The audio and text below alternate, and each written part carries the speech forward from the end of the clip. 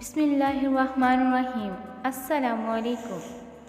آپ سب کو میرے یوٹیوب چینل کڈس بلاگ میں خوش آمدید۔ آج میں آپ کے ساتھ اس ویڈیو میں شیئر کرنے والی ہوں 15 لڑکوں کے اسٹائلش اور جدید نام جن کے معنی بہت خوبصورت ہیں۔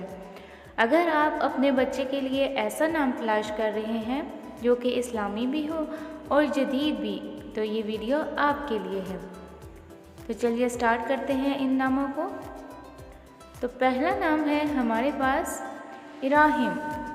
ابراہیم بہت خوبصورت نیم ہے اور اس کا معنی ہے شیر۔ اگلا نام ہے ہمارے پاس نزار۔ یونیک نیم ہے اور اس کے معنی ہے اللہ تعالیٰ کی راہ میں لڑنے والا۔ نیکسٹ نیم ہے عدین۔ عدین بھی بہت یونیک نیم ہے۔ عدین نام کے معنی ہے جنت میں رہنے والا۔ نیکسٹ نیم ہے نظیف۔ نظیف نام کے معنی ہے ہلال اور پاکیزہ۔ نیکسٹ نیم ہے ہمایوں۔ ہمایوں یونیک نیم ہے اور یہ نبی کے ساتھی کا نام تھا۔ نیکسٹ نیم ہے شہریار۔ شہریار نام کے معنی ہے بادشاہ بڑا۔ نیکسٹ نیم ہے زارع۔